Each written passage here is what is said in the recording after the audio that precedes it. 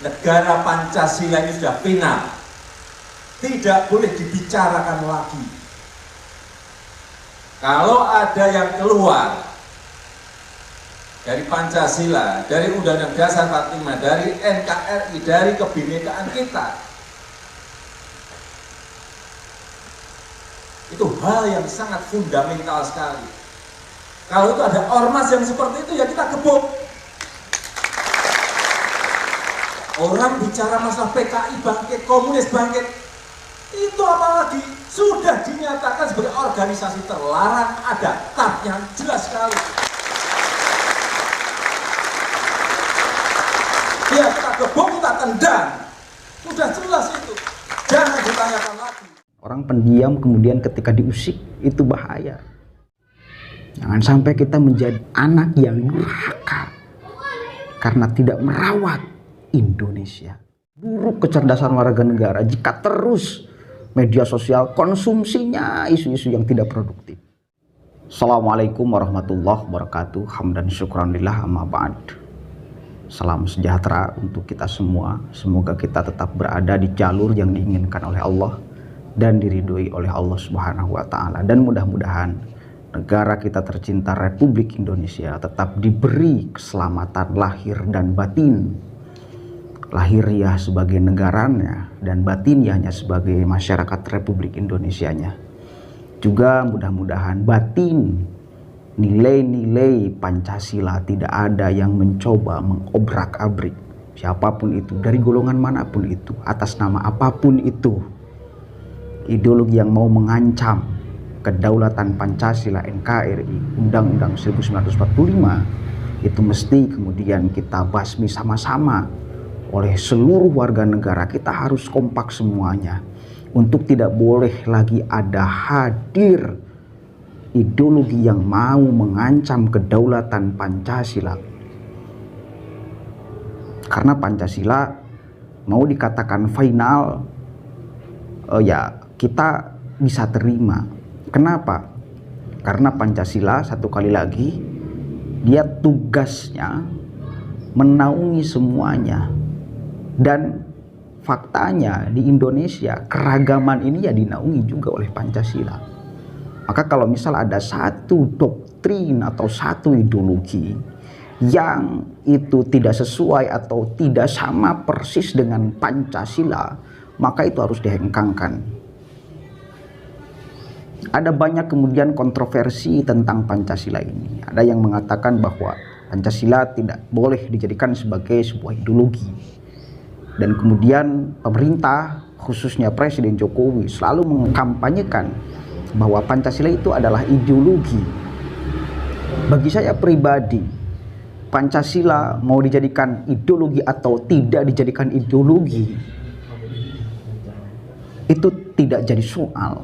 Yang jelas bahwa nilai-nilai Pancasila ini adalah harus dianut oleh seluruh warga negara. Ini yang pentingnya. Boleh Anda merubah Pancasila, mau diganti oleh ideologi mana, apa, boleh. Yang penting nilai-nilainya sama persis seperti Pancasila. Mau menaungi semuanya yang hadir di Republik ini. Keragaman suku, agama, budaya dinaungi.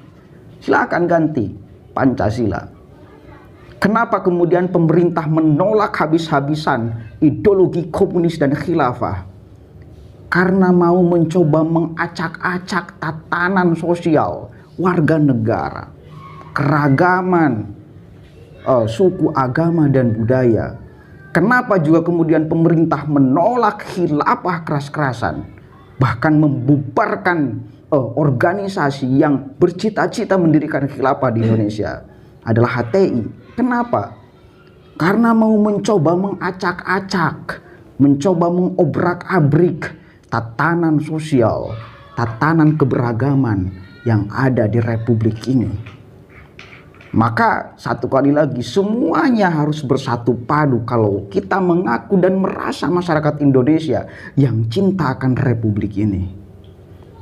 Tuh, saya sangat sepakat, atau ini menjadi satu bukti ceramah Jokowi bahwa ya Pancasila ini harus dijadikan nilai dasar untuk kita semua, nilai cara berpikir semua warga negara. Itu sudah jelas. Jika ada organisasi yang itu bertentangan dengan Pancasila, maka mesti dibubarkan kalau ideologinya menyimpang dengan Pancasila. Kemudian banyak sekali hari ini tuduhan-tuduhan tentang komunis. Bahkan kemarin ada kejadian, kemudian demo besar-besaran di Jakarta penolakan undang-undang HIP karena diduga akan menghidupkan kembali ajaran-ajaran komunis. Dan hari ini masih menggema isu komunis. Oke.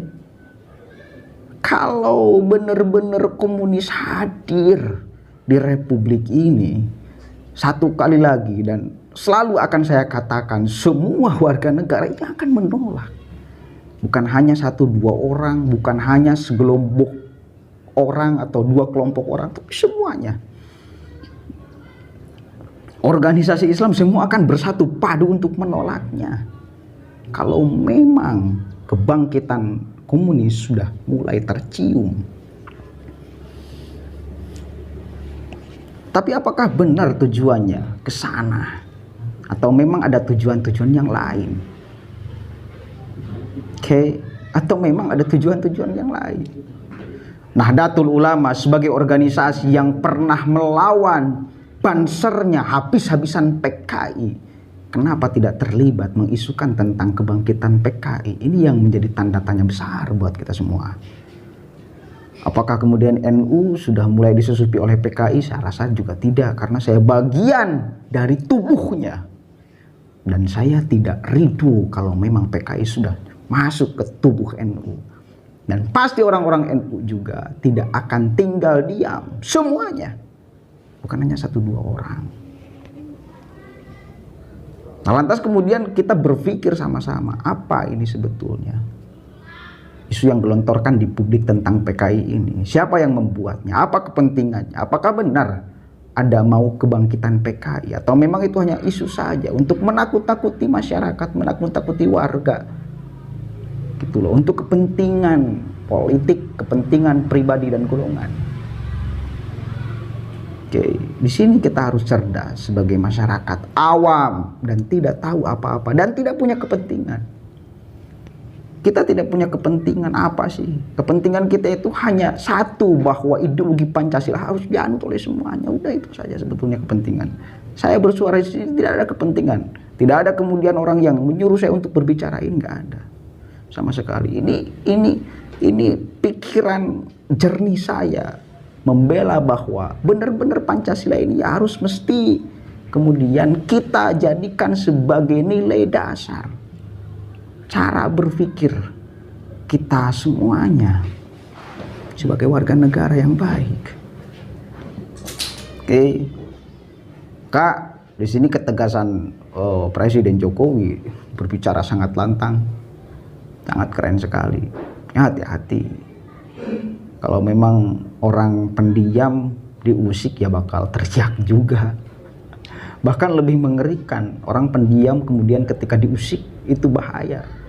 Jokowi itu kita kenal lembek katanya, tidak punya power katanya, gitu kan. Tapi kalau misal sudah mulai terus diusik-usik, yang namanya orang ya punya perasaan, punya pikiran, punya hati, apalagi punya jabatan pula sebagai pimpinan negara, justru marah, namanya manusia. Kalau terus kemudian ada organisasi atau ada ideologi-ideologi yang mau mengancam kedaulatan Pancasila, ya, yuk kita sadar bareng-bareng sebagai warga negara bahwa kebersamaan kita di dalam cara berpikir ini mesti menjadi satu keharusan. Saya kira mudah kemudian media sosial dan apapun kita jadikan sebagai alat untuk mengedukasi masyarakat, alat untuk mengedukasi masyarakat.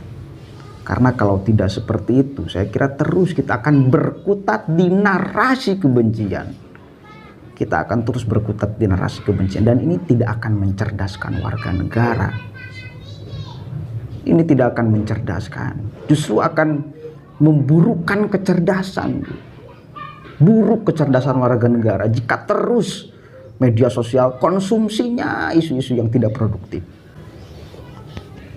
Buruk.